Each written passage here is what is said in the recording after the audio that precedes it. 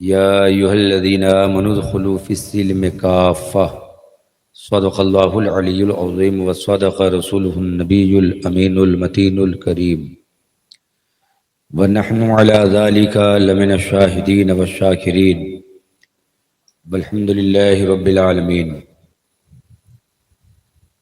سب سے پہلے اپنی اور ساری کائنات کے مرکز عقیدت گنبد خضرا کے مقیم سرور دنیا ودین رحمت عالم نور مجسم صلی اللہ علیہ وسلم کی بارگاہ بے کس پناہ میں درود شریف کا ہدیہ پیش کریں۔ اللہم صلی علی سیدنا شفیعنا حبیبنا بارک وسلم صلاۃ و سلام علیکہ یا رسول اللہ۔ آپ حضرات کو دیکھ کر ایسا لگتا ہے کہ بہت زیادہ تھکے ہوئے ہیں، اور ایسا بھی نہیں ہے کہ واقعتاً آپ تھکے ہوں۔ ویسے پروگرام کا آغاز ہی 10 کے بعد ہوا ہے، اور شروع میں تعداد کم تھی، اس وقت کثیر تعداد میں محفل پاک میں لوگ تشریف لائے ہیں۔ حضور نبی کریم علیہ الصلاۃ والتسلیم کی بارگاہ میں درود شریف کوئی پڑھنے کو کہے یا نہ کہے، عاشق رسول کو ہر دم آقا کی بارگاہ میں محبت کے ساتھ درود و سلام پیش کرتے رہنا چاہیے۔ ہمارا عقیدہ یہی کہتا ہے کہ جب ہم حضور کی بارگاہ میں صلاۃ و سلام پیش کرتے ہیں، سلام عرض کرتے ہیں، تو آقا ہمارے سلام کو سنتے ہیں اور جواب بھی دیتے ہیں۔ یہی وجہ ہے کہ امام سخاوی نے ایک حدیث پاک اپنی کتاب القول البدیع میں نقل فرمایا، ما من مسلم یسلم علی فی شرق ولا فی غرب الا وانا وملائکۃ ربی نردو علیہ السلام۔ جو بھی مسلمان پورب سے یا پچھم سے کہیں سے میری بارگاہ میں سلام پڑھتا ہے تو میں اور میرے رب کے فرشتے ان کے سلام کا جواب دیتے ہیں۔ حضور نے خود فرمایا کہ کوئی عاشق، کوئی غلام کہیں سے بھی مجھے آواز دیتا ہے، سلام پیش کرتا ہے تو میں بھی جواب دیتا ہوں، اور جو میری خدمت میں فرشتے مقرر کیے گئے ہیں وہ فرشتے بھی ان کے سلام کا جواب دیتے ہیں۔ اس حدیث پاک سے یہ ثابت ہوا کہ حضور ہر طرف کی آواز کو سنتے ہیں، قریب کی آواز بھی سنتے ہیں، دور و دراز کی آواز بھی سنتے ہیں، تبھی تو سلام کا جواب دیتے ہیں۔ اعلیٰ حضرت عظیم البرکت اس لیے فرماتے ہیں، دور و نزدیک کے سننے والے وہ کان لعل کرامت پہ لاکھوں سلام۔ یہ مسئلہ بھی ثابت ہوا کہ حضور زندہ ہیں، زندہ نہ ہوتے تو پھر ہماری آواز کو کیسے سنتے؟ وہ زندہ ہیں اس لیے تو جواب دیتے ہیں۔ حضور نبی کریم علیہ الصلاۃ والتسلیم کی حدیث پاک ابن ماجہ صفحہ 118 پر، مشکاۃ شریف صفحہ 121 پر ہے، ان ابی الدرداء قال قال رسول اللہ صلی اللہ علیہ وسلم ان اللہ تعالی حرم علی الارض ان تأکل اجساد الانبیاء فنبی اللہ حی یرزق۔ آقا کریم علیہ الصلاۃ والتسلیم فرماتے ہیں کہ بے شک اللہ نے زمین پر حرام قرار دے دیا ہے کہ وہ نبیوں کے جسموں کو کھائے، تو اللہ کے نبی زندہ ہیں، انہیں رزق دیا جاتا ہے۔ ثابت ہوا کہ حضور زندہ ہیں، ایسے زندہ ہیں کہ انہیں رزق بھی دیا جاتا ہے۔ یہ ہم سنیوں کا عقیدہ ہے، بریلویوں کا عقیدہ ہے، مسلک اعلیٰ حضرت کے ماننے والوں کا عقیدہ ہے کہ حضور زندہ ہیں۔ مخالفین بدعقیدے وہابیہ دیابنا یہ کہتے ہیں کہ معاذ اللہ نبی مر گئے، نبی زندہ نہیں ہے۔ کہیے معاذ اللہ۔ احادیث کریمہ بتاتی ہیں کہ حضور زندہ ہیں، خود حضور فرماتے ہیں کہ میں زندہ ہوں۔ اور کیسے زندہ ہیں؟ شارح بخاری امام قسطلانی کی مواہب لدنیہ کی شرح کرتے ہوئے امام زرقانی نے جلد نمبر 5 صفحہ 333 پر یہ روایت نقل کیا، الانبیاء والشہداء یأکلون فی قبورہم ویشربون وَيُصَلُّونَ وَيَصُومُونَ وَيُحَجُّونَ۔ سارے انبیاء، سارے شہداء ایسے زندہ ہیں کہ اپنی اپنی قبروں میں کھاتے بھی ہیں، پیتے بھی ہیں، نماز پڑھتے ہیں، روزہ رکھتے ہیں، جب حج کا مہینہ آتا ہے تو اپنے مزاروں سے حج کے لیے نکل پڑتے ہیں۔ اب روایتیں تو یہ کہتی ہیں کہ حضور زندہ ہیں، انبیاء زندہ ہیں، شہداء زندہ ہیں، صالحین اولیاء کاملین زندہ ہیں، اور صرف تصوراتی زندگی نہیں بلکہ اس طرح زندہ ہیں کہ کھاتے پیتے ہیں، نماز پڑھتے ہیں، روزہ رکھتے ہیں، حج کے مہینے میں حج کرتے ہیں۔ اس شان کے ساتھ انبیاء، مرسلین اعظام، صالحین زندہ ہیں۔ اعلیٰ حضرت تبھی تو کہتے ہیں تو زندہ ہے واللہ، تو زندہ ہے واللہ، میرے چشم عالم سے چھپ جانے والے۔ تو غلاموں کو جب کہا جائے کہ درود پڑھیں تو الگ شان سے آقا کی بارگاہ میں درود پیش کرنا چاہیے۔ کوئی کہے یا نہ کہے، عاشقوں کا طریقہ ہے کہ ضروریات سے فارغ ہو کر فرائض و واجبات ادا کر کے جتنا وقت ملے اتنا وقت حضور کی بارگاہ میں صلاۃ و سلام پڑھتے رہو۔ اور میں صرف اپنی طرف سے نہیں کہہ رہا ہوں بلکہ حدیث پاک میں ایسا ہی ارشاد ہے کہ جتنا وقت ملے آقا کی بارگاہ میں درود و سلام کا ورد کرتے رہو، سلام پڑھتے رہو۔ حضور نبی کریم علیہ الصلاۃ والتسلیم کی بارگاہ میں جو آگے والے ہیں، جو بیچ میں بیٹھے ہیں، جو اخیر میں بیٹھے ہیں، سب یک بارگی جھوم کر گنبد خضرا کو نگاہ میں بسا کر حضور کی بارگاہ میں صلاۃ و سلام کا وظیفہ پیش کریں۔ پڑھی اللہم صلی علی سیدنا شفیعنا حبیبنا بارک وسلم، صلاۃ و سلام علیک یا رسول اللہ صلی اللہ تعالی علیہ وآلہ وسلم۔ اللہ رب محمد صلی اللہ علیہ وسلم، نحن عباد محمد صلی اللہ علیہ وسلم۔ اس سے پیشتر مولانا رفیق قادری صاحب کی آواز میں، مترنم آواز میں نعت و منقبت کے اشعار سماعت کر رہے تھے اور آپ لوگ محظوظ ہو رہے تھے، سن کر کے جھوم رہے تھے۔ بعض لوگ تو محو تھے، اس قدر مصروف تھے سماعت کرنے میں کہ ایسا لگ رہا تھا کہ مراقبے کے اندر پہنچ چکے ہیں۔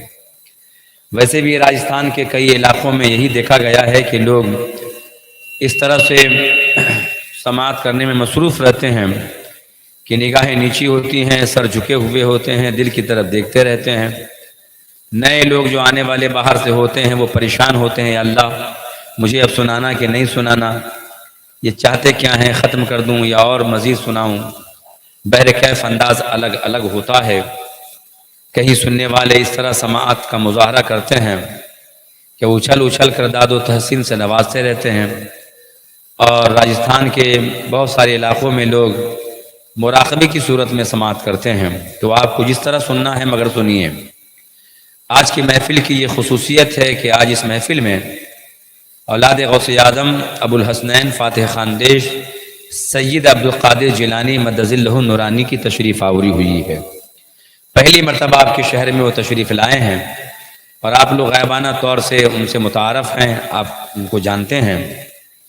بر صورت کچھ بھی نہ جانے تو اتنا ضرور جانتے ہیں کہ وہ غوث اعظم کی نسل پاک سے ہیں، ہے کہ نہیں؟ ہمارے لیے اتنا ہی کافی ہے کہ ان کا لگاؤ، ان کا تعلق، ان کی نسبت غوث اعظم سے ہیں، غوث اعظم کی نسل پاک سے ہیں، اور جو حضور پاک کی نسل پاک سے ہوں، سادات سے ہوں، غوث اعظم کی نسل پاک سے ہوں، ہمارے لیے وہ معظم دینی ہیں، وہ ہمارے لیے سروں کے تاج ہیں۔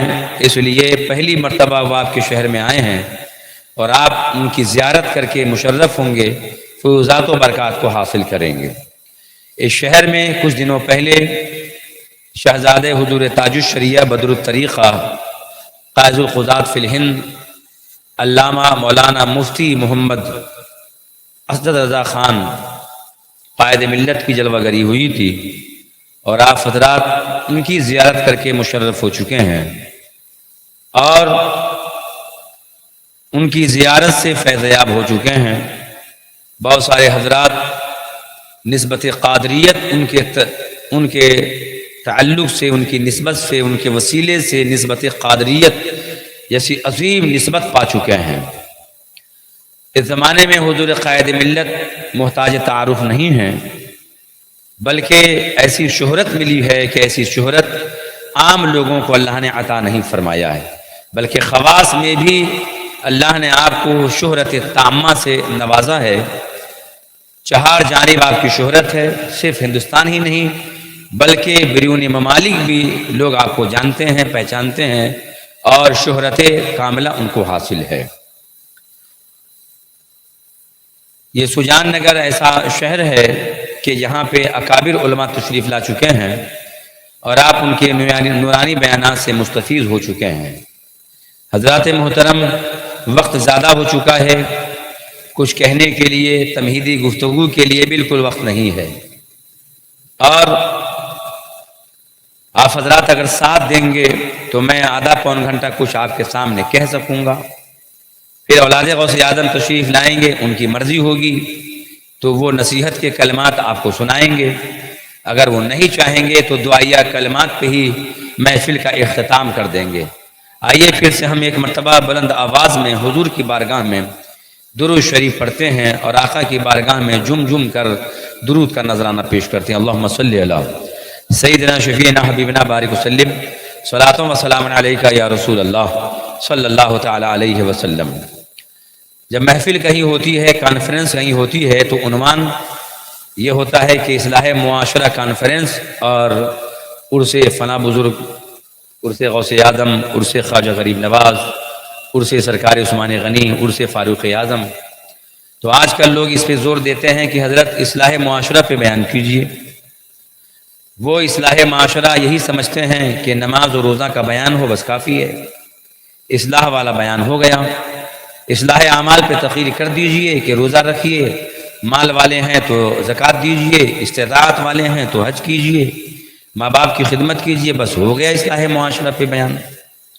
لوگ اصلاح معاشرہ کا عنوان اس لیے رکھتے ہیں خاص طور سے تاکہ نماز و روزہ، حج و زکوٰۃ، اعمال خیر کا تذکرہ ہو، اور جوا، سٹہ، شراب نوشی وغیرہ سے لوگوں کو بچنے کے لیے تلقین کی جائے۔ یہ ہے اصلاح معاشرہ۔ لیکن یاد رکھیں، اصلاح معاشرہ کا سب سے اہم جز یہ نہیں ہے کہ ہم نمازوں اور روزوں کے فضائل بیان کریں اور منہیات شریعہ سے ہم آپ کو روکیں، یہی اہم جز نہیں ہے، بلکہ اصلاح معاشرہ کا اہم حصہ یہ ہے کہ اصلاح عقائد کیے جائیں۔ خوش عقیدہ سنی مسلمانوں کے جو عقیدے ہیں، عقائد اہل سنت و جماعت، وہ بیان کریں اور بد عقیدوں کا رد کریں، بد مذہبیت کا رد کریں۔ صلح کلیت کیا ہے وہ آپ کو بتائیں، اور صلح کلیت سے بچانے کے لیے ہم کوشش کریں۔ اصلاح معاشرہ کا سب سے اہم جز یہ ہے، سب سے اہم حصہ یہ ہے۔ عام طور سے محفلوں میں محفل کے منعقد کرانے والے یہ کہتے ہیں حضرت آج اصلاح معاشرہ پر بولیے۔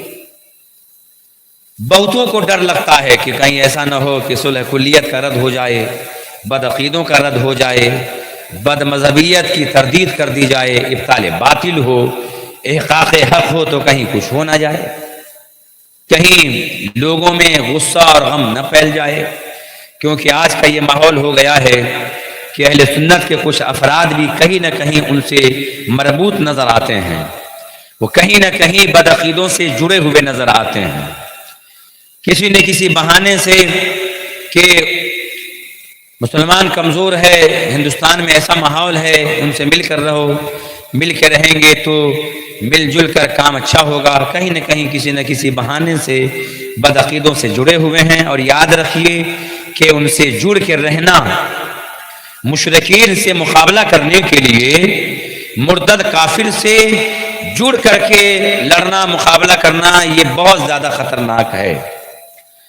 حضور سیدی سرکار حضور تاج الشریعہ بدر الطریقہ سے 1972 میں نومبر کے مہینے میں سوال کیا گیا تھا کہ کیا بد عقیدوں سے سیاسی میل جول کرنا جائز ہے؟ سیاسی طور پر، دینی طور پر نہیں، نماز روزہ کے معاملے میں نہیں، جلسہ جلوس کے معاملے میں نہیں، سیاسی معاملے میں، دنیاوی معاملے میں وقت پڑنے پر کیا بد عقیدوں سے، وہابیوں، دیوبندیوں سے میل جول کرنا جائز ہے کہ مل کر کے ریلی نکالے حکومت کے خلاف، دشمن کے خلاف؟ کوئی اگر گستاخی کرے اللہ کے پیارے حبیب سرور کائنات کی، تو وہابی دیوبندی سے مل کر کے احتجاج کریں، روڈ پہ نکلیں، یہ جائز ہے کہ نہیں؟ تو 1972 میں آپ لگائیے اندازہ کتنے سال ہو گئے، سوچ لیجیے آپ، 2000 پورا ہونے میں 28 سال وہ اور پھر 24 یہ، کتنے ہو گئے؟ 52 سال ہو گئے۔ 52 سال پہلے حضور تاج الشریعہ بدر الطریقہ رضی اللہ تعالیٰ عنہ کا یہ کارنامہ ہے کہ آپ کی شہرت آس نہیں ہوئی ہے، بلکہ اول وقت سے آپ کی شہرت ہے۔ اور اللہ تعالیٰ ہر کسی کو شہرت عطا نہیں فرماتا ہے، بلکہ اللہ تعالیٰ جسے چاہتا ہے اسے عالم میں مشہور کر دیتا ہے۔ 50 سال پہلے بھی آپ مرجع فتاویٰ تھے، مرجع علماء تھے، علماء آپ سے رجوع کرتے تھے۔ یہ کیفیت آپ کی ہے۔ پوچھا گیا سیاسی طور پر بدعقیدوں سے میل جول رکھنا جائز ہے کہ نہیں، تو فرمایا کہ سیاسی طریقے پر بھی میل جول رکھنا ناجائز و حرام ہے، کیونکہ بدعقیدوں کا رد کرنا فرض ہے اور اہم الفرائض میں سے ہے۔ تو اگر ان سے میل جول رکھیں گے تو اہم فرض کی ادائیگی میں رکھنا ہوگا، جو ان کا رد کرنا ضروری ہے، فرض ہے، اس میں رکاوٹ ہوگی، اور ان کا رد کرنا یہ فرض ہے تو فرض کے اندر حائل ہوگا، یہ میل جول رکاوٹ دے گا، اس لیے ان سے میل جول رکھنا جائز نہیں ہے۔ لیکن نصف صدی پہلے حضور تاج الشریعہ کا فتویٰ جاری ہوا اور آج تک لوگ یہ تحقیق ہی کر رہے ہیں کہ یہ جائز ہے کہ ناجائز ہے، یہ کریں کہ نہ کریں۔ آپ کس پس و پیش میں ہیں؟ آپ کیا کرنا چاہتے ہیں؟ آج کا کوئی مفتی یہ جواب دے دے کہ نہیں میل جول کر سکتے ہیں، تو کیا میل جول جائز ہو جائے گا؟ بولیے، نہیں ہو سکتا۔ میرے آقا سرور کائنات مفخر موجودات جان عالم جان کائنات کی حدیث پاک ہے، بہت سارے محدثین نے نقل کیا ہے، مسلم شریف جلد اول کے شروع میں ہے، باج اجزاء اس حدیث پاک کے۔ امام مخیلی نے نقل فرمایا ہے، ابن ماجہ میں ہے، حضور نبی کریم علیہ الصلوۃ والتسلیم کی حدیث پاک۔ ان ساری روایتوں کو حضرت ابو ہریرہ رضی اللہ تعالی عنہ روایت کرتے ہیں۔ میرے آقا سرور کائنات نے ارشاد فرمایا، اجاکم و ایاہم لا یضلونکم ولا یفتنونکم وَإِن مَرِضُوا فَلَا تَعُودُوهُمْ وَإِن مَاتُوا فَلَا تَشْهَدُوهُمْ وَإِن لَقَيْتُمُوهُمْ فَلَا تُسَلِّمُوا عَلَيْهِمْ وَلَا تُجَالِسُوهُمْ وَلَا تُشَارِبُوهُمْ وَلَا تُآكِلُوهُمْ وَلَا تُنَاكِحُوهُمْ وَلَا تُصَلُّوا عَلَيْهِمْ وَلَا تُصَلُّوا مَعَهُمْ أو كما قال النبي صلی اللہ تعالی علیہ وسلم۔ فرماتے ہیں آقا علیہ السلام کہ تم ان سے دور رہو، انہیں اپنے قریب نہ آنے دو۔ بدعقیدوں کے لیے حضور نے فرمایا ہے اور بتصریح فرمایا ہے، صراحت کے ساتھ ہے، اشارہ کنایا میں نہیں ہے۔ فرمایا ایاکم و ایاہم، تم ان سے دور رہو، ایاکم تم ان سے دور رہو۔ پھر دوبارہ بطور تاکید فرمایا و ایاہم، انہیں اپنے قریب نہ آنے دو، تم بھی دور رہو، اور وہ اگر آئیں تو انہیں اپنے قریب آنے بھی نہ دو۔ دیکھیے کس طرح آقا علیہ السلام منع فرماتے ہیں۔ لیکن آج لوگ انتظار میں ہے کہ کوئی سڑک چاپ مفتی فتویٰ دے دے تو کچھ تو رعایت ہو جائے، تو ملنے جلنے کا راستہ ہموار ہو جائے، جبکہ حضور تاج الشریعہ نے نصف صدی پہلے احادیث و قرآن، آثار صحابہ، ائمہ مجتہدین کے اقوال کی روشنی میں فتویٰ دے دیا ہے کہ ان سے میل جول حرام ہے۔ تو اب کس مفتی کے فتوے پہ آپ عمل کریں گے؟ یہ آپ بخوبی جانتے ہیں کہ بریلی شریف مرکز اہل سنت سے جو وارث اعلیٰ حضرت ہوا کرتے ہیں، وہ کبھی بھی ایسا فتویٰ نہیں دیتے جس پہ رجوع کرنے کی ضرورت پڑے۔ فتوے بہت ساری جگہوں پہ بدلے جاتے ہیں، مگر مرکز اہل سنت بریلی شریف سے فتویٰ بدلا نہیں جاتا۔ اگر کوئی فتویٰ بدلنے کی بات کرتا ہے، دھمکیاں دیتا ہے، تو حکومت بدل دی جاتی ہے، مگر بریلی شریف کا فتویٰ اٹل تھا، اٹل ہے، اور قیامت تک اٹل ہی رہے گا، ہے کہ نہیں؟ ابھی تو آپ بولیے تاکہ ہمیں لگے آپ سننا چاہتے ہیں، ویسے آپ نہیں بھی سنیں گے تو ہم کو بولنا ہی ہے، جیلانی سرکار کے آنے تک، اولاد غوث اعظم کے آنے تک، ہے کہ نہیں؟ اور ہم بولنے کے لیے آئیں تو کچھ تو کہہ کے جائیں، کچھ تو ذمہ داری نبھائیں، علماء کی ذمہ داری ہوتی ہے۔ آقا علیہ السلام کی حدیث ہے، اور یہ امام دہلوی نے اپنی مسند جلد نمبر 2 حدیث نمبر 1172 ہے۔ حضور علیہ السلام فرماتے ہیں اذا ظہرت الفتن او قال اب البدع ولم يظهر العالم علمه فعليه لعنة الله والملائكة والناس اجمعین ولا يقبل الله منه صرفا ولا عدلا كما قال النبی صلی اللہ تعالی علیہ وسلم۔ فرمایا حضور نے جب فتنے ظاہر ہوں، فتنہ خالی یہ نہیں ہے کہ لوگ بے نمازی بن جائیں، جوا کھیلیں، سٹا کھیلیں، یہی فتنہ نہیں ہے، بلکہ اس سے بڑا فتنہ یہ ہے کہ لوگ بد عقیدوں کا رد کرنا چھوڑ دیں، لوگ بد عقیدوں، وہابیوں، دیوبندیوں سے میل جول کرنا شروع کر دیں، شادی بیاہ کرنا شروع کر دیں، ان کے ساتھ بیٹھ کر کھائیں پیئیں، یہ شروع کر دیں، یہ سب سے بڑا فتنہ ہے۔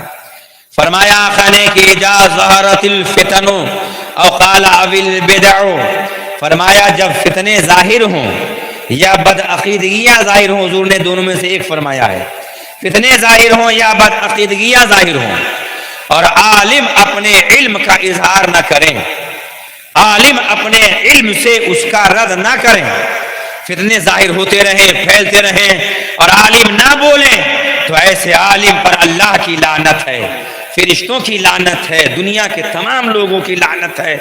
اللہ تعالیٰ ایسے عالم کے نہ فرض کو قبول کرتا ہے نہ نفل کو قبول فرماتا ہے۔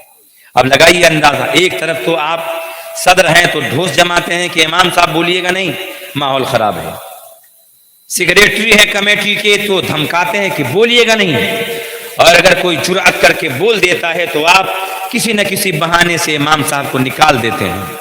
اب مصلی پہ ایسے ایسے لوگ قابض ہو گئے، اہل علم تو چھوڑتے جا رہے ہیں، علم والے، حق بولنے والے مصلی سے دور ہو گئے، اور بچے کچھے گنتی کے لوگ اسی انتظار میں ہیں کہ کب دور کیے جاتے ہیں، اور پل پلے ٹائپ کے لوگ اب بھرے جا رہے ہیں مصلوں پہ، امامت کے لیے، خطابت کے لیے، جو سب کو خوش رکھے، ادھر بھی بولے ادھر بھی بولے، دونوں جیب گرم ہوتی رہے۔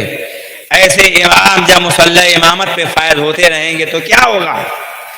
ایسے لوگ جو گنگے بن جائیں، فتنے دیکھ کر بہرے بن جائیں اور رد نہ کرے، ابطال باطل نہ کرے، احقاق حق نہ کرے، تو ایسے عالم پر اللہ کی لعنت ہوتی ہے، فرشتوں کی لعنت ہوتی ہے، لوگوں کی لعنت ہوتی ہے۔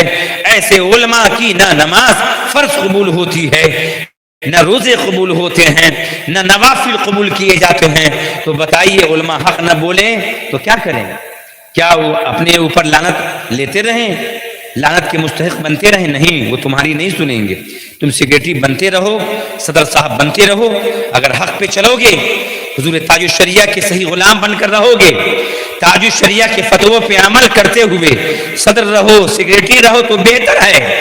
لیکن تم اگر مرکز اہل سنت کے فتووں کے خلاف، پیغام تاج الشریعہ کے خلاف، حق کے خلاف، اگر حضور سرور کائنات کی احادیث کے خلاف اگر تم مداہنت کرو گے، سستی غفلت کا اظہار کرو گے، اور تم میل ملاپ کی بات کرو گے، تو عالم تمہارے طریقے کو ٹھکرا دے گا اور وہ احقاق حق کرے گا، چاہے مصلی امامت سے ہٹا دیا جائے۔ تو حضرات محترم، یہ حدیث پاک ہے، یہ حکم ہے کہ علماء رد کریں، علماء تردید کریں، بد عقیدوں کا صحیح طریقے سے رد کریں تاکہ عوام ان سے دور رہے۔ اور ایک تم ہو کہ حق بولنے والے امام کے پیچھے لگ جاتے ہو۔ حضور نبی کریم علیہ الصلوۃ والتسلیم نے صاف طور سے ارشاد فرمایا ہے، اجیاکم وایاہم، تم ان سے دور رہو، انہیں اپنے قریب نہ آنے دے۔ کیوں؟ کہ کہیں تمہیں وہ فتنے میں نہ ڈال دیں، کہیں وہ تمہیں گمراہ نہ کر دیں۔ لیکن کچھ لوگوں کے پاس جو ہے ملنے ملانے کے لیے آپشن رہتے ہیں، کوئی نہ کوئی بہانہ رہتا ہے۔ کچھ لوگ کہتے ہیں ہم اتنے کٹر سنی ہیں، ہم ان کو اپنے پاس لے آئیں گے، وہ ہم کو بگاڑ نہیں پائے گا، ہم اتنے کٹر خاندانی سنی ہیں۔ وہ سمجھتے ہیں کہ ہم بہت بڑے علامہ مفتی ہو گئے۔ مفتی تو ڈرتے ہیں بلا وجہ ملنے سے، ہاں جب ضرورت پڑتی ہے احقاق حق کی، مناظرہ کی، یا کسی کے سامنے حجت قائم کرنے کی، تو ہی وہ قریب بیٹھتے ہیں، ورنہ ڈرتے ہیں۔ اور عوام کہتی نہیں، ہم اتنے کمزور تھوڑے ہیں ایمان والے کہ ذرا سا سڑ جائیں گے تو ایمان چلا جائے گا۔ اس طرح کے بہانے۔ دیکھیے امام داروی نے اپنی کتاب داروی شریف جلد نمبر 1 صفحہ 125 پر ایک روایت درج کی جو حضرت محمد بن سیرین کے لیے ہے۔ حضرت محدث محمد بن سیرین کوئی معمولی نہیں ہے، بلکہ اتنے بڑے عالم ہیں کہ ہزاروں محدثین آپ کے شاگرد ہیں، اور جو ہمارے امام اعظم ہیں انہوں نے ایک عظیم خواب دیکھا تو تعبیر پوچھنے کے لیے غور کیا کہ کون ہے اتنا بڑا آدمی جن کے پاس میں خواب کی تعبیر پوچھنے جاؤں، تو امام اعظم ابو حنیفہ اپنے خواب کی تعبیر لینے کے لیے سرکار محمد بن سیرین کے پاس تشریف لے گئے تھے اور اپنا خواب کسی دوسرے کے ذریعے بیان کروایا تھا۔ اتنے بڑے محدث محمد بن سیرین ہے، اور حضور پاک پر روزانہ رات میں سونے سے پہلے 500 مرتبہ درود پاک پڑھا کرتے تھے، کنٹینیو کم سے کم 500 مرتبہ۔ میرے آقا خوش ہوئے، ایک بار خواب میں تشریف لائے تو خواب میں ہی وہ کھڑے ہو گئے، قدم ناز کو بوسہ دیا، عرض کیا حضور کرم فرمایا کہ آپ نے اپنے غلام کو زیارت سے مشرف کرایا، میرے آقا کرم بالائے کرم ہے۔ تو میرے آقا نے فرمایا کہ محمد تم وہ منہ اپنا قریب کرو جس منہ سے مجھ پہ درود پڑھتے ہو، میں چومنا چاہتا ہوں۔ سبحان اللہ۔ وہ ہونٹ قریب کرو جس سے تم میری بارگاہ میں درود پڑھا کرتے ہو۔ تو محمد بن سیرین فرماتے ہیں میں بہت شرمایا، کہاں میرے گندے منہ اور کہاں سرکار کے لبہائے مبارکہ، میں اس لائق کہاں کہ میرے آقا میرے ہونٹ کو چومیں۔ لیکن آقا فرمانے نہیں محمد قریب کرو، میں چومنا چاہتا ہوں۔ بار بار میرے آقا فرماتے تھے تو فرماتے میں شرماتے ہوئے لجاتے ہوئے کہ کہاں میرے آقا کے لبہائے اقدس اور کہاں میرے یہ ہونٹ، تو میں اپنا گال قریب کیا، اپنا رخسار قریب کیا، تو میرے آقا نے محبت سے میرے رخسار کو بوسہ دے دیا۔ سبحان اللہ۔ میں فجر کی نماز کے لیے بیدار ہوا تو میں مہک رہا تھا، میرا بستر مہک رہا تھا، میرا گھر خوشبو سے معطر ہو رہا تھا، کیونکہ آقا جس غلام کے خواب میں آتے ہیں واقعتاً آتے ہیں۔ میرے آقا کا خواب بھی سچا ہوتا ہے کہ آقا تشریف لاتے، فرماتے ہیں ایک دن نہیں، ایک ہفتہ نہیں، مہینوں میرا گھر خوشبو سے معطر رہا۔ کیا مہکتے ہیں مہکنے والے، بو پہ چلتے ہیں بھٹکنے والے، ان کی مہک نے دل کے غنچے کھلا دیے ہیں، جس راہ چل دیے ہیں کوچے بسا دیے ہیں۔ حضور کا بدن ایسا خوشبودار ہے کہ صحابہ خوشبو سے آپ کو ڈھونڈ لیا کرتے تھے، سونگا کرتے ہیں تو سمجھ جاتے ہیں کہ یہاں سے آقا گزرے ہیں، اور پھر پتہ نکال لیتے ہیں۔ تو میرے آقا سرور کائنات اس طرح سے نوازتے ہیں محمد بن سیرین کو۔ انہوں نے اتنے لوگوں کو درس حدیث دیا ہے کہ ہزاروں محدثین آپ کے شاگرد ہیں۔ کلاس چالو تھا، درس میں آپ بیٹھے تھے مسند پر، سینکڑوں کی تعداد میں علماء پڑھ رہے تھے آپ کے پاس میں، اچانک دو لوگ جبہ قبہ پگڑی باندھے ہوئے آ گئے، اور آنے کے بعد میں کہا یا ابا بکر نحدثک بحدیث، آپ کی کنیت تھی ابو بکر۔ ان دونوں آنے والے نے کہا اے ابو بکر ہم آپ کے سامنے ایک حدیث شریف پیش کرنا چاہتے ہیں تاکہ آپ سنیں، بہت بڑے محدث ہیں اور میری اصلاح ہو جائے، کوئی غلطی ہو تو آپ صحیح کر دیں۔ نحدثک بحدیث، میں آپ کے پاس ایک حدیث پاک پیش کرنا چاہتا ہوں۔ فرمایا اللہ میں نہیں سننا چاہتا۔ وہ جبہ کبہ دیکھ کر ہی پہچان گئے، حلیہ دیکھ کر جو ہے سنی بدعقیدوں کو پہچان لیا کرتا ہے۔ ان کی جماعت کا کتنا بھی گورا ہو چکنا ہو، چہرے پہ نحوست برستی ہی رہتی ہے۔ کتنا بھی چکنا آپ دیکھ لیجئے گا، بدعقیدوں میں چہرے پہ منحوسیت رہتی ہے، چھائی رہتی ہے، ایسا لگتا ہے ہزاروں مکھیوں نے پخانہ کر دیا ہے، اور ہزاروں شیطان کے چیلے لپٹے ہوئے منحوس نظر آتا ہے۔ مگر سنی جماعت کا مسلک رضا والا کالا بھی ہوتا ہے تو چہرہ نورانی اور چمکدار ہوتا ہے۔ کیوں نہ ہو؟ اس لیے کہ سنی آقا کو سراپا نور مانتا ہے، اور بدعقید آقا کو اپنی طرح مانتے ہیں، اور ہم آقا علیہ السلام کو سراپا نور کہتے ہیں، کیونکہ میرے آقا سراپا نور ہی ہے، اور ایسا نور ہے میرے آقا کہ تیری نسل پاک میں ہے بچہ بچہ نور کا، تو ہے عین نور، تیرا سب گھرانہ نور کا۔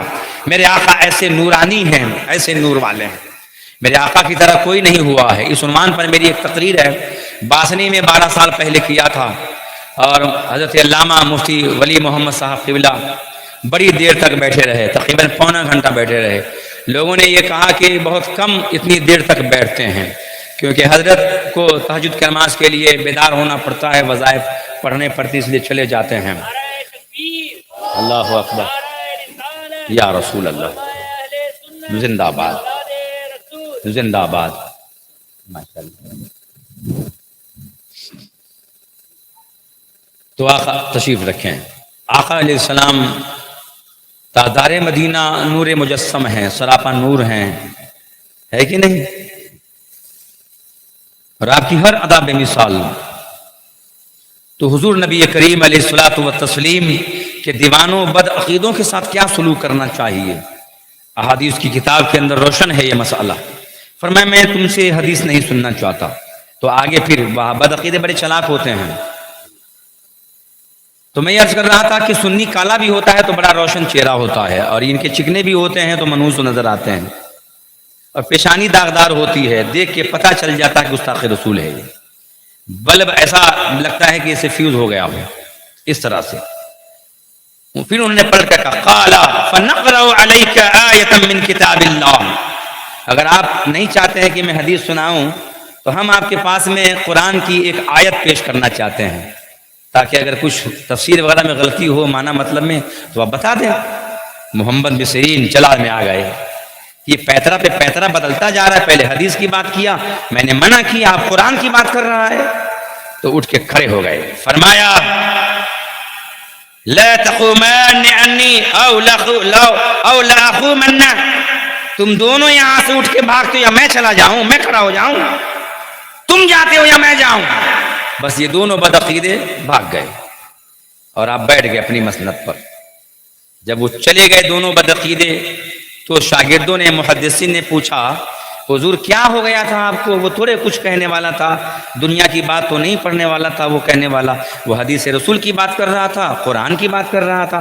تو سننے میں کیا مذائقہ تھا؟ آپ سن لیتے وہ کون سی آیت پڑھنے والا ہے، کون سی حدیث سنانے والا ہے. تو جواب سنیے. جواب آپ جو کہتے ہیں نا کہ طارق ذلیل کی تقریر بہت اچھی رہتی ہے، اچھا سن لیں گے، خراب رہے گا تو رد کر دیں گے. کوئی مرزا ہے وہ محمد علی کیا ہے وہ، لوگ بہت زیادہ جو ہے سن رہے ہیں آج کل. مرزا علی چکنی چپڑی بات کہتا ہے. آج کل سنی نوجوان جو علم سے کوسوں دور ہے وہ کہتے ہیں کہ سب کا رد کرتے ہیں. وہ وہابی کو بھی نہیں چھوڑتا ہے وہ، اور سنی بریلوی کو بھی نہیں چھوڑتا ہے. وہ طریقہ نکالا ہے بیچ کا وہ صلح کلیت پھیلانے کے لیے، تاکہ تم کو برگلائیں اور تم کو یہ سمجھ میں آئے کہ یہ حق بولتا ہے. یہ بہانہ ہے، ورنہ اتنا بڑا سڑا ہوا بدعقیدہ ہے کہ ڈھونڈیں گے تو آپ کو ایسا سڑا ہوا شاید ہی کہیں ملے. وہ نئے طریقے سے بدعقیدگی پھیلانا چاہتا ہے اور آپ کو پسند آتا ہے. دور رہیے. کتنا دور رہنا ہے آپ سیکھیے. جب پوچھا گیا کہ اے ابو بکر، آپ کی کنیت تھی محمد بن سیرین رضی اللہ تعالیٰ عنہ کی، کہ آپ نے قرآن کیوں نہیں سنا، حدیث کیوں نہیں سنا، تو آپ نے جواب دیا. جواب کتنا پیارا ہے، ہر سنی کے لیے مشعل راہ ہدایت ہے. فرمایا سرکار محدث محمد بن سیرین نے کہ فرماتے انی خشیت ان یقرأ علی آیۃ من کتاب اللہ فیحرفانها فیقر ذالک فی قلبی. فرمایا کہ مجھے ڈر لگا کہ کہیں وہ کوئی قرآن کی آیت پیش کرے اور اس کا معنی اور مطلب بھی پیش کرے اور معنی میں وہ تبدیلی کر دے، بدعقیدگی والا معنی وہ بتا دے، اور میرے دل میں وہی معنی کہیں بیٹھ نہ جائے تو میں برباد ہو جاؤں. اللہ اکبر. بتائیے جن کے ہزاروں شاگرد ہیں، بڑے بڑے فقیہ شاگرد ہیں، جن کے پاس اپنے خواب کی تعبیر پوچھنے کے لیے امام اعظم جاتے ہیں، ان کو ڈر لگا کہ کہیں قرآن کی کوئی آیت پیش کر دے اور مطلب جو ہے غلط بیان کر دے اور شیطان مجھے بہکا دے اور وہی مطلب میرے دل میں بیٹھ جائے تو کہیں میں برباد نہ ہو جاؤں. تو تم کیسے مرزا علی کی تقریر سن کر کے بچ پاؤ گے؟ طارق ذلیل کا بیان سن کے کیسے بچو گے؟ طاہر القادری جو نوٹنکی ہے وہ اس کی تقریر کو سن کر کیسے بچو گے؟ جو صلح کلیت کا پرچارک ہے، جسے تم بہت اچھا خطیب مانتے ہو، خطیب تو ہو سکتا ہے مگر وہ مسلمان نہیں ہے کہ نہیں؟ طاہر القادری پر برسوں پہلے فتویٰ آ چکا ہے کہ یہ غیر سنی ہے، یہ مسلمان ہی نہیں ہے، یہ صلح کلیت کا پرچارک ہے. صلح کلیت سے دور رہنے کے لیے آپ نے شعر سنا ہے، صلح کلی نبی کا نہیں سنیو، سنی مسلم ہے سچا نبی کے لیے. آپ نے حضور تاج الشریعہ بدر الطریقہ کا کلام سماعت کیا ہے جناب مولانا رفیق قادری کی زبان سے. تو ہمیں اور آپ کو کتنا دور رہنا چاہیے؟ آپ کو ان روایتوں سے پتہ لگتا ہے، اس قدر آپ کو دور رہنا چاہیے۔ لیکن آج کل نئے نئے مفتی، نئی نئی تحقیق، ہم تو یہ کہتے ہیں کہ 100 مفتی ہیں تو ایک ہی مسئلے میں 100 صورتیں نکال کے بیٹھ جائیں گے۔ ایک ہی مسئلہ ہو، 100 مفتی چاہیں مل کر کے تو 100 راستے نکال دیں۔ بہت آسان ہوتا ہے راستہ نکالنا، بہت آسان ہوتا ہے۔ آج کل نئے نئے راستے نکالے جا رہے ہیں کہ میل جول دنیاوی معاملات میں کر سکتے ہیں، کہ اگر ان کی دکان ہے تو ان کی دکان پہ سامان خرید سکتے ہیں، سودا لے سکتے ہیں، غلہ راشن خرید سکتے ہیں۔ کیوں لیں گے بھائی؟ جب ایک طرف سنی مسلمان کی دکان ہے کرانہ، تو وہابی کی دکان پہ تیل اور مسالہ لینے کیوں جائیں گے؟ بولیے، جب آقا نے مطلقاً منع فرمایا ہے کہ دور رہو، انہیں اپنے قریب نہ آنے دو، تو کیا ضرورت پڑ گئی ہے کہ سنی کی دکان چھوڑ دیں اور وہابی کی دکان سے آپ راشن پانی خریدیں، پان کھائیں، چائے پئیں؟ بولیے، جواز کی کیا صورت ہو سکتی ہے؟ صرف یہی نہ کہ تم کسی بہانے سے میل جول کرو اور بدعقیدگی کے شکار ہو جاؤ، جبکہ فتاوی رضویہ کے اندر ہے کہ ایک ہے موالات اور ایک ہے معاملات۔ موالات یعنی محبت، اصلی کافر جیسے کہ یہ مشرکین ہیں، کافران اصلی سے بھی موالات حرام ہے، محبت، اور مرتدین کافر سے بھی، جو کہ اسلام لائے پھر گئے، جو اپنے آپ کو مسلمان ظاہر کرتے مگر وہ گستاخ ہیں، مرتد ہیں، ان دونوں لوگوں سے موالات حرام ہے۔ محبت نہ تو اصلی کافر سے کر سکتے ہیں، اور محبت نہ تو وہابی دیوبندی 72 فرقہ باطلہ سے بھی محبت حرام ہے۔ موالات ان سب سے حرام ہے۔ اب رہی بات معاملات، لین دین کی، تو فرماتے ہیں اعلیٰ حضرت فتاوی رضویہ میں کہ معاملات کافران اصلی سے جائز ہے، ہندو سے ان کی دکان سے راشن پانی خرید سکتے ہیں، مگر وہابیوں، دیوبندیوں، مرتدین سے راشن پانی سامان خریدنا درست نہیں ہے، کیونکہ مرتدین سے معاملات بھی جائز نہیں ہے، کیونکہ مرتد کو تو جینے کا حق بھی نہیں ہے۔ تو لین دین کیا کریں ان سے؟ یہ مسئلے تو 100 سال پہلے ظاہر ہو چکے ہیں۔ اب کوئی نیا مفتی آ کر کے راستہ نکالے، نیا طریقہ نکالے، تو ہم ان کی بات کو نہیں مانتے، ہم نہیں مانتے، کیونکہ کسی نہ کسی بہانے سے آپ قریب ہوں گے، ان کے پاس میں جائیں گے تو ایمان کو خطرہ ہونا ہی ہونا ہے، خطرہ ہوگا۔ تو یاد رکھیے، مومن ہر کچھ گوارا کر سکتا ہے، جان دینا گوارا کر سکتا ہے، مگر ایمان کے لیے کبھی بھی گوارا نہیں کرے گا کہ اس کا ایمان خطرے میں پڑ جائے۔ یہ ایمان والوں کی شان ہوتی ہے کہ نہیں؟ تو یاد رکھیے، آج میری تقریر کا عنوان ہی یہی ہے۔ میں کرامتیں چاہوں تو بہت کچھ آپ کے سامنے پیش کر سکتا ہوں، کرامتوں پہ کئی کتاب بھی لکھ چکا ہوں، کرامت اعلیٰ حضرت، تذکرہ غوث اعظم، عظمت اولیاء، تذکرہ اولیاء کالپی، حیات خواجہ غریب نواز، یہ ساری کتابیں ہم نے تحریر کی ہے۔ اور طرح امتیاز یہ ہے کہ جب میں پہلی مرتبہ مؤلف بنا، مصنف تو نہیں کہہ سکتے، مؤلف مرتب مانیے، تو 3 کتابیں جاری ہوئی، اجرا کی گئی، اور وہ بھی میرے پیر و مرشد حضور تاج الشریعہ کے دست پاک سے، سمجھے نہیں؟ عظمت اولیاء، تذکرہ غوث اعظم، کرامت اعلیٰ حضرت، اور حضور تاج الشریعہ ایسے ہی اپنے ہاتھ میں لے کر پہلی مرتبہ لوگوں کو نہیں دیے، بلکہ پہلے کتابیں ان کو سنائی گئی۔ مفتی عاشق صاحب کے پاس میں وہ کتاب پہلے پہنچایا تھا، پھر جگہ جگہ سے پڑھ کر مفتی عاشق صاحب قبلہ نے سنایا، پھر حضور تاج الشریعہ بدر الطریقہ رضی اللہ تعالی عنہ نے اپنے دست پاک سے روڈ نمبر 1 مدینہ مسجد کے سامنے، وہیں پر حضور تاج الشریعہ نے کتابوں کا اجرا فرمایا تھا۔ تو یہ واقعات بیان کرنا کوئی مشکل نہیں ہے، سننے والے کو اچھا بھی لگتا ہے، لیکن تقریر کا عنوان یہی ہے کہ رد صلح کلیت کرنا ہے۔ تو آپ کو ایمان بچانا، اس کے لیے بہت فکر مند رہنا ہے۔ نئے نئے مفتی آئیں گے تو نئے نئے لوگوں کی بات ہم نہیں مانتے۔ ہاں، وہ فتویٰ جو فتویٰ کے بریلی شریف مرکز اہل سنت کے فتوے کی تائید میں ہو، ان فتووں کے موافق ہو تو ہم قبول کریں گے۔ جو فتویٰ قائد اہل سنت کے فتوے کے مطابق ہو ہم وہ مانیں گے، جو فتویٰ فتوی تاج الشریعہ کے مطابق ہو ہم اسے مانیں گے، اور جو بریلی شریف کے فتوے کے خلاف ہوگا ہم ایسے فتوے کو نہ مانے ہیں نہ قیامت تک ماننے والے ہیں۔ یاد رکھ، ہے کہ نہیں؟ بالکل نہیں ماننا ہے، چاہے کچھ بھی لقب سے ملقب ہو، وہ کچھ بھی بن جائے، محقق بن جائے، کتنا بڑا کچھ بھی بن جائے، ہم ایسے محقق کو نہیں مانتے ہیں جو غلط سلط فتوے دے، غلط سلط تحقیق کرے، ہم ایسے محقق کو ذرہ برابر ماننے کو تیار نہیں ہیں۔ تو اس طرح سے دور رہیے، صلح کلیت صرف میل جول سے ہی عام ہو جاتی ہے۔ دروازہ ہے صلح کلیت، یہ دروازہ، یہ صلح کلیت کا ایسا دروازہ ہے کہ یہیں سے وہابیت پنپتی ہے، بڑھتی ہے۔ یہیں پہ آپ دروازہ بند کر دو گے تو پھر سلگنے کا، بڑھنے کا کوئی چانس ہی نہیں رہے گا۔ کتنا دور رہنا چاہیے۔ غوث اعظم پیر ماں پیر جہاں غوث الثقلین نجیب الطرفین رضی اللہ تعالی عنہ کی طرف منسوب کتاب ہے الغنیہ، اس میں لکھا ہوا ہے قال فضیل بن عیاض اذا رأیت مبتدعا فی طریق فخذ طریقا آخر۔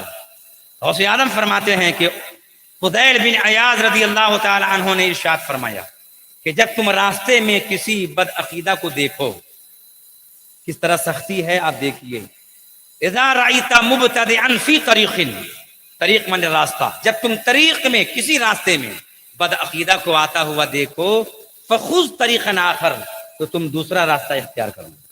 اگر راستہ نکلتا ہو تو، اگر ایک ہی گلی ہو تھوڑے ہم سر پھوڑیں گے دیوار میں، تو مجبوری ہے۔ اب ایک ہی گلی ہے، ادھر بھی گھر ادھر بھی گھر، دوسرے گھر میں تھوڑے گھس جائیں گے، مجبوری ہے، تو پھر جلدی سے سانس روک کر کے نکل جاؤ۔ اس قدر جو ہے بیزاری کا اظہار کرو، نفرت کا اظہار کرو بدعقیدوں، کہ بدعقیدہ وہاں بھی دکھ جائے راستے میں تو اگر گلی کٹ رہی ہو تو وہاں راستہ کاٹ کے بھاگ جاؤ، قریب مت جاؤ۔ بغداد شریف میں نے ایک آدمی سے پوچھا جو گدا بچھاتے تھے، ان کا نام ایاد ہے، ایاد، ان کا کام تھا گدا بچھانا، مہمانوں کے لیے سر پہ لاد کے لاتے تھے۔ میں نے ان سے پوچھا کہ غوث اعظم نے ایسا کیوں فرمایا ہے؟ خوف سے، دہشت سے؟ کہا نہیں، خوف کے مارے نہیں، فرمایا اس لیے کہ جہاں جہاں بدعقیدہ رہتا ہے، چاہے وہ کہیں بھی رہے، گھر میں رہے چاہے مسجد میں رہے، اس پہ اللہ کی، فرشتوں کی، لوگوں کی لعنت برستی رہتی ہے۔ تو اس لیے غوث اعظم نے غلاموں کو حکم دیا کہ بدعقیدوں سے دور رہو، کیونکہ اس پہ لعنت برستی رہتی ہے، تو کہیں لعنت کے چھینٹے تم پہ نہ پڑ جائے، اس لیے دور رہنے کا، بھاگنے کا حکم دیا گیا ہے۔ سنی ویسے کسی سے ڈرتا نہیں ہے کہ وہابی سے ڈر سے بھاگ جائیں، بلکہ اس لیے بھاگے کہ اس پہ لعنت کی برسات ہو رہی ہے، کہیں چھینٹے نہ پڑ جائیں۔ اتنی سختی ہے، اتنی سختی ہے، تو تم راستہ نکالنے بیٹھے ہو، فتویٰ دینے کے لیے بیٹھے ہو۔ کوئی بھی امام آپ کو کہیں بھی اگر اس طرح کی بات کرے میل جول کی بہانے سے، تو آپ رد کر دو، بالکل مت مانو، کیونکہ سنی زمانے میں کم نہیں ہے۔ سنی اتحاد کر لے تو انقلاب آ جائے گا، سنی متحد ہو جائے، ہاں اتحاد ہوگا مگر سنی کا سنی سے ہوگا، اور مسلک اعلیٰ حضرت کے پرچم تلے اتحاد ہوگا۔ اسی اتحاد کو ہم قبول کرتے ہیں۔ میرے آقا غوث اعظم نے اتنی سختی کے ساتھ میں ارشاد فرمایا ہے، تو آپ کو کتنا دور رہنا چاہیے، کس قدر اپنے ایمان کو بچانے کی آپ کو کوششیں کرنی چاہیے، یہ مخفی نہیں ہے۔ ابھی میں جو تذکرہ کر رہا تھا کچھ دیر پہلے آپ کے سامنے پیش کیا تھا کہ اولاد غوث اعظم کی جلوہ گری ہونے والی ہے۔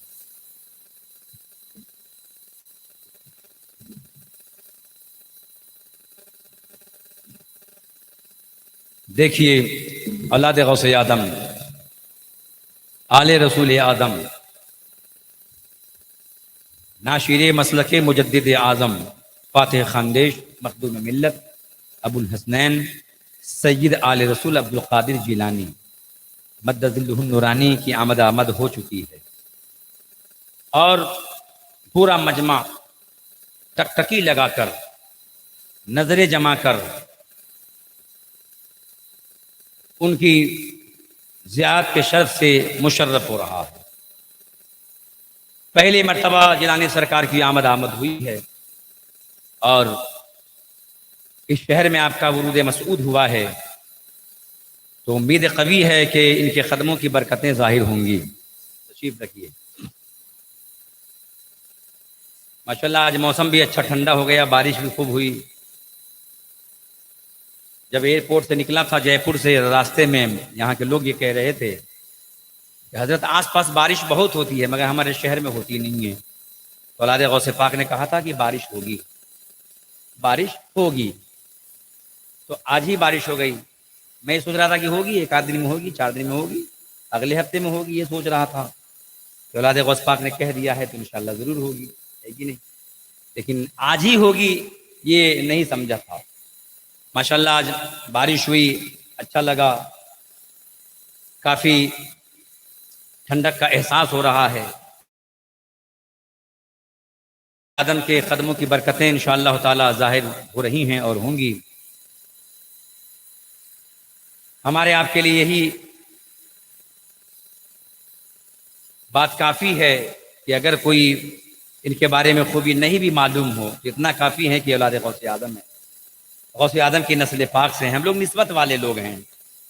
غوث آدم کے درے والا سے اگر ادنا بھی نسبت حاصل ہو جائے کسی کو تو وہ زمانے میں ممتاز ہو جاتا ہے، ادنا نسبت بھی ہو جائے۔ جب پہلی مرتبہ بغداد شریف میری حاضری ہوئی جیلانی سرکار کی معیت میں، تو میں جب جا رہا تھا تو کسی نے کہا تسبیح لا دیجئے گا، کسی نے کہا انگوٹھی کا نگینہ لائیے گا، چونکہ لوگ وہاں سے لاتے ہیں، پتھر لا دیجئے گا۔ ایک آدمی آیا اور کہا حضرت میرے لیے در غوث الورا سے آس پاس کی سڑک سے کوئی کنکر اٹھا کے لے آئیے گا، بڑا بھی نہ ہو کہ آپ کا وزن بڑھ جائے، بیگ میں چھوٹا ہی سا ہو، پتھر کوئی مل جائے یا مٹی ہی تھوڑی سی آس پاس کی سڑک سے گلی سے لے آئیے گا۔ ہمارے لیے یہی کافی ہے، کیونکہ ہم نسبت والے ہیں۔ سبحان اللہ، کیونکہ مٹی وہ عام جگہ کی نہیں ہوگی، بلکہ وہ کنکری مٹی غوث اعظم کے درے والا کے قریب کی ہوگی۔ تو ہم غلاموں کے لیے چاہیے کیا؟ نسبت والے لوگ ہیں۔ نسبت کی بات ہے کہ جب کنکر پتھر جو وہاں دیار کے قریب میں پڑے ہوئے ہیں وہ ممتاز ہے، زمانے میں ممتاز ہے، وہاں کی کنکریاں، وہاں کی مٹی، وہاں کے دھول غبار، تو سمجھ جائیے کہ آج آپ کے شہر سجان گڑھ میں کون جلوہ بار ہوا ہے۔ وہ آیا ہے جن کی رگوں میں غوث اعظم کا خون روا دوا ہے کہ نہیں؟ وہ آیا۔ نسبت والے ہم لوگ ہیں، اور اسی طرف تو اشارہ کرتے ہیں اعلیٰ حضرت کہ اے میرے غوث اعظم تجھ سے در سے سخت سے ہے مجھ کو نسبت، میری گردن میں بھی ہے دور کا ڈورا تیرا۔ غوث اعظم سے امام اہل سنت کی نسبت بہت مضبوط تھی، بہت مضبوط، ایسی مضبوط نسبت کہ بتانے والے بتاتے رہیں تو دن و رات ختم ہوتے جائیں اور واقعات ختم نہ ہوں، مگر اعلیٰ حضرت ان تمام نسبتوں کے رہتے ہوئے ایک اس نسبت کا جو وسیلہ در وسیلہ والی نسبت ہے وہ بیان کرتے ہیں کہ میرے غوث اعظم میرا لگاؤ آپ کے لنگر خانے کے ٹکڑے پہ پلنے والے کتے سے ہے، کتا قریب ہے آپ کے درے والا سے، درے والا آپ سے قریب ہے، تو عرض کرتے ہیں تجھ سے در سے سگ سے ہے مجھ کو نسبت، میری گردن میں بھی ہے دور کا ڈورا تیرا، اس نشانی کے جو سگ ہیں نہیں مارے جاتے، حشر تک میرے گلے میں رہے پٹا تیرا۔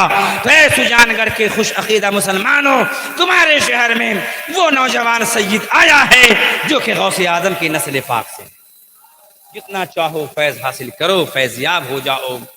اللہ تبارک و تعالیٰ ان کے فضولات و برکات سے ہم سب کو مستفیض فرمائے۔ تو میں یاد کر رہا تھا کہ صلح کلیت سے بچو، بدعقیدگی سے بچو۔ حضور نبی کریم علیہ الصلوۃ والتسلیم کی یہ حدیث پاک جو میں نے مسلم شریف کے حوالے سے پیش کیا تھا، آقا علیہ السلام نے ارشاد فرمایا کہ تم ان سے دور رہو، انہیں اپنے قریب نہ آنے دو، کہیں وہ تمہیں گمراہ نہ کر دیں، کہیں وہ تمہیں فتنے میں نہ ڈال دیں، اور فرمایا اگر وہ تم سے ملیں تو انہیں سلام نہ کرو، اور مر جائیں تو ان کے جنازے میں نہ جاؤ، اور اگر میرے آقا فرماتے ہیں کہ تم ان سے ملو تو سلام مت کرو، مر جائے تو ان کے نماز جنازہ میں مت جاؤ، اور فرمایا نہ ان کے ساتھ اٹھو بیٹھو، نہ ان کے ساتھ کھاؤ پیو، نہ ان کے ساتھ شادی بیاہ کرو، ولا تصلوا علیہم، نہ ان کی نماز جنازہ پڑھو، ولا تصلوا معہم، نہ ان کے ساتھ 5 وقت کی نماز پڑھو۔ کس طرح صاف انداز میں حضور نے بیان فرما دیا ہے۔ اب اس میں کوئی تعویل لائے کہ نہیں ناگہانی وقت ہو گیا ہے، فلاں گستاخ نے گستاخی کر دیا ہے تو شہر میں سب لوگ مل کر ریلی نکالیں گے، تو کیا یہ جائز ہے؟ بالکل نہیں۔ سنی ہی خالی نکل جائے روڈ پر تو دنیا میں انقلاب آ جائے گا۔ دشمنوں کے مقابلے کے لیے ان سے بڑے خطرناک اور ذلیل، گھٹیا، بدترین مرتد کافر سے اتحاد کرو گے تو کیا کچھ فائدہ حاصل ہونے والا ہے؟ ایسے ہزاروں لوگوں کی تعداد سے جو کہ بزدل ہیں، یہ سارے کے سارے جو گستاخ رسول ہیں، مرتدین ہیں، یہ بزدل ہیں، نکمے ہیں، ایسے لاکھوں نکموں کے ساتھ میں نکلنے سے بہتر ہے کہ تم ایک بہادر سنی کے ساتھ انقلاب زندہ باد کے نعرے لگاتے ہوئے روڈ پہ آ جاؤ گے تو 1000 درجہ اثر زیادہ ظاہر ہونے والا ہے کہ نہیں؟ کون کس نے بتا دیا ہے کہ فلاں وقت میں تم مل کر نکل سکتے ہو، ایسے وقت میں مل کر ریلی نکال سکتے ہو؟ نہیں، یہ جائز نہیں ہے۔ اس طرح کے مسائل تو 1972 میں ہی نومبر کے مہینے میں سنی دنیا کے رسالے میں حضور تاج الشریعہ کا فتویٰ شائع ہو چکا تھا کہ سیاسی اعتبار سے بھی بدعقیدوں سے میل جول رکھنا حرام ہے، اور یہاں تک کہ لکھا ہے کہ یہ مشیت خداوندی کے خلاف ہے، اور مشیت خداوندی کا خلاف ناممکن ہے۔ یہ بھی فتویٰ کے اندر لکھا ہوا ہے کہ بدعقیدوں سے میل ملاپ کرنا مشیت خداوندی کے خلاف ہے اور خدا کی مشیت کے خلاف ناممکن ہے۔ تو بتاؤ ان سے اتحاد کرنا کیا ممکن ہوگا؟ کہ کوئی راستہ کوئی نکال دے، کوئی مفتی صاحب نکال دے، کوئی نئے محقق صاحب آ جائیں میدان میں راستہ نکال دیں؟ نہیں، ان سارے راستہ نکالنے والوں سے دور رہو، کیونکہ ان کے قریب جاؤ کہیں بھی لے کر ڈوب جائیں گے تم کو۔ وہ تو ڈوبے ہیں، تم کو بھی ڈوبا کر لے نیست و نابود کر دیں گے۔ بریلی شریف مرکز اہل سنت پہ نگاہ رکھو۔ آج کل لوگ پریشان ہیں، کہتے ہیں یہ بھی سنی علماء ہیں، یہ بھی سنی علماء ہیں، تو کس کی مانیں؟ تو کیا آپ کو علماء نے آج تک نہیں سنایا ہے کہ آپ کو ماننے کا طریقہ، سمجھنے کا طریقہ بتا دیا ہے کہ آپ کو کن کی سننا ہے، کن کی نہیں سننا ہے۔ ہزاروں رنگ روپ میں بڑے بڑے لوگ آئیں تو آنے دو، آپ انہی کی پیروی کرو، انہی سنی علماء مفتیان کرام کی مانو جو مرکز اہل سنت بریلی شریف کے وارثین اعلیٰ حضرت کے فتووں کے مطابق فتویٰ دے، اس پہ ہی غور کیجیے، اور جو خلاف میں دے تو مت مانیے۔ آپ کو اب پسو پیش میں پڑھنے کی ضرورت نہیں ہے، اب معاملہ بالکل کلیئر ہے، اور آپ اچھے انداز میں باتوں کو سمجھنے کی کوشش کیجیے۔ صلح کلیت عام ہو رہی ہے، صلح کلیت اس طرح لوگ پرچار کر رہے ہیں کہ کوئی خانقاہی لبادہ اوڑھے ہوا ہے، چغا اور جبہ پہن کر میدان میں آ رہا ہے، اور صلح کلیت رافضیت کا پرچارک بن کے آ رہا ہے، باریک طریقے سے آپ کو صلح کلیت میں داخل کر رہا ہے، تو آپ سمجھنے کی کوشش کیجئے۔ فتنے کا دور ہے، فتنے سے محفوظ رہیے۔ اللہ تبارک و تعالی ہمیں اور آپ کے ایمان کو محفوظ فرمائے، اور سرور کائنات مفخر موجودات کے صدقے اور طفیل میں ہم سب کے ایمان و عقیدے کی حفاظت فرمائے۔ حضرات محترم، بدعقیدوں سے دور رہنا بہت ضروری ہے۔ آج کل لوگ اگر کوئی نیتا ہونا تو بولتے کیا کریں، دنیا کا کام تو کرنے کے لیے جانا ہی پڑے گا نا۔ ہمارے یہاں بھی بمبئی میں جہاں میں رہتا ہوں 3 مرتبہ لگاتار سنی نہیں جیتا ہے، بدعقیدے جیت رہے، لیکن آج تک بڑے سے بڑے کام کے لیے نہیں گیا اس کے آفس میں۔ میں نے جمعہ میں یہاں تک اعلان کر دیا کہ اگر پھانسی کی سزا بھی مجھ کو ہو جائے نا، اور کوئی بچنے کی صورت نہ ہو، اسی کے پاس جانے سے سزا ٹل سکتی ہے، تو میں پھانسی لگوانا پسند کروں گا، یہ تک بول دیا۔ حالانکہ شریعت میں اس معاملے میں چھوٹ ہے، یہ علماء جانتے ہیں۔ حضرت پیر و مرشد جلوہ فرما ہے، جیلانی سرکار جلوہ فرما، یہ سب جانتے ہیں کہ کیا صورت ہے، جان بچانا بھی فرض ہے، لیکن میں نے یہ بیان کر دیا کہ پھانسی کے تختے پہ چڑھنا گوارا ہے، مگر اس کے پاس نہیں جاؤں گا۔ دھمکی دی گئی کہ اٹھا لیے جاؤ گے، وہ فلاں کا آدمی ہے، پتہ ہی نہیں چلے گا کتنے لوگوں کو اٹھا کے مارتا بھی ہے، لیکن اللہ کا فضل و احسان ہے کہ جو ڈرتا ہے وہی مرتا ہے، کبھی نہیں ڈرا، اور 18-20 سال سے ببانگ دہل اعلانیہ رد کرتا ہے، اور ایسا رد کرتا ہے، نام لے لے کے رد کرتا ہے، اور اللہ کا فضل و احسان ہے کہ غوث اعظم کی حمایت ان کے غلاموں کے اوپر ہے۔ کیا دبے جس پہ حمایت کا ہو پنجہ تیرا، شیر کو خطرے میں لاتا نہیں کتا تیرا۔ غوث اعظم کے دربار کا کتا تو شیر کو بھاؤ نہیں دیتا ہے، یہ تو شیر بھی نہیں ہے، گیدڑ بھی نہیں ہے، بکری سے بھی کمزور ہے، تو کیا ڈریں گے؟ یہ تک کہہ دیا، نہیں کوئی ڈر نہیں ہے۔ تو ایک سے ایک جو ہے لوگ مسئلے مسائل نکال دیتے ہیں، تو آپ ہیلا بہانہ نکالنے والوں کے چکر میں نہ پڑیں۔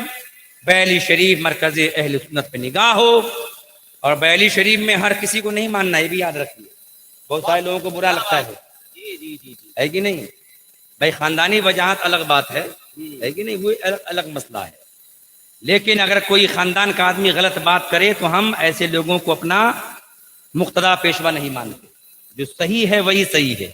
تو خاندانی اعتبار سے بھی ہر کسی کو مت بولیے زندہ باد، ہر کوئی زندہ باد کے نعرے مت لگائیے، جب یہ معاملہ چل رہا تھا تو دھراوی میں ہی ابراہیمیہ مسجد میں یہی میں نے کھلم کھلا رد کیا تو ایک صاحب مائک پکڑ لیے تو میں اس کا جبہ پکڑ کے کھینچ دیا پیچھے. سمجھے نہیں کہ خانوادے کی بات کرتے ہو, مجھے خود معلوم ہے خانوادے کی بات رہنے دو, یہ نسبت الگ بات ہے. میں نے تقریر میں یہ کہا ہے کہ خانوادے سے تعلق رکھنا الگ بات ہے, اس میں اس کے جسم میں خونی آلہ ہے تو یہ الگ بات ہے, نسل امام اہل سنت سے الگ بات ہے, مگر ہم اسے اپنا مقتدا نہیں مانتے ہیں, پیشوا نہیں مانتے ہیں, کیونکہ غلط بات وہ کرتے ہیں. تو ہم بریلی شریف میں بھی انہی کی بات مانیں گے, انہی کی سنیں گے, انہی کے فتووں پہ عمل کریں گے جو وارثین امام احمد رضا ہیں, جو حضور تاج الشریعہ کے وارث ہیں, جو اعلیٰ کے علم کے وارث ہیں, جو کہ فتوا شریعت و سنت کے مطابق دیتے ہیں, شریعت و سنت کے مطابق چلتے ہیں, عمل کرتے ہیں, لوگوں کو عمل کرنے کا دم.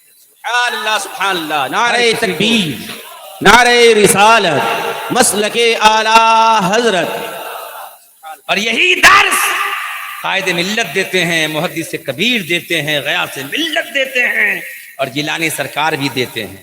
الحمدللہ جنہیں ہماری آنکھیں دیکھ رہی ہیں یہ خلیفہ حضور تاج الشریعہ بھی ہیں, خلیفہ حضور امین شریعت بھی ہے کہ نہیں, اور یہ نسبت قادریت تو ان کے گھر کی ہے, یہ قادری دولہ ہیں. خود جد کریم غوث اعظم سے ہوتے ہوئے بڑے شہزادہ سیدنا عبدالوہاب جیلانی, ان کے شہزادے سیدنا سلیمان جیلانی ہوتے ہوئے یہ نسبت, یہ سلسلہ طریقت گھر سے ہوتے ہوئے یہاں تک پہنچا ہے کہ نہیں. اور ایک سلسلہ وہ جو سیدنا تاج الدین عبد الرزاق جیلانی رضی اللہ تعالیٰ عنہ, احسن اللہ لہم رزقن سے دے رزق حسن, بندہ رزاق تاج الاصفیاء کے واسطے. یہ سلسلہ قادریت غوث اعظم کے دوسرے شہزادے سیدنا تاج الدین عبد الرزاق رضی اللہ تعالیٰ عنہ کے ذریعے کالپی شریف مہارا مطہرہ شریف سے ہوتے ہوئے جو بیلی شریف پہنچا, وہ سلسلہ طریقت بھی حضور تاج الشریعہ سے آپ کو ملا ہے. تو یہ سلسلہ طریقت نسبت قادریہ تو آپ کے گھر کی ہے جو ہماری آپ کی نگاہیں دیکھ رہی ہیں. مولا تعالی ہمیں اور آپ کو ان کے فیضان و کرم سے مالا مال فرمائے اور نسبت قادریت کو مضبوط فرمائے, غوث اعظم کی سچی محبت غلامی عطا فرمائے. قادری کر قادری رکھ قادریوں میں اٹھا, قدر عبد القادر قدرت نما کے واسطے. یہ ایسی دعا ہے یہ کہ اس میں دین و دنیا کی ساری بھلائیاں موجود ہے کہ نہیں. زندہ رہیں تو قادری بن کر رہیں, ہے کہ نہیں. موت آئے تو قادری بن کر رہیں, اس وقت قادریت پہ موت آئے, اور جب اٹھیں حشر میں تو قادریوں کے ساتھ اٹھیں, قادریت کے ساتھ اٹھیں, اسی نسبت قویہ کے ساتھ اٹھیں, ہے کہ نہیں. یہ دعا ہے, آپ بھی دعا مانگا کیجئے. پورا شجرہ اگر روزانہ نہ پڑھ پائیں, ویسے پڑھا کیجئے فجر کی نماز کے بعد میں, نہ پڑھ پائیں تو کم سے کم یہ تو پڑھ لیا کریں, قادری کر قادری رکھ قادریوں میں اٹھا, قدر عبد القادر قدرت نما کے واسطے. بس اسی پہ تقریر کا اکتفا کرتا ہوں, وقت زیادہ ہو گیا ہے. اب آگے کی کارروائی کیا ہے مولانا مصنع صاحب اللہ فرمائیں گے. السلام علیکم.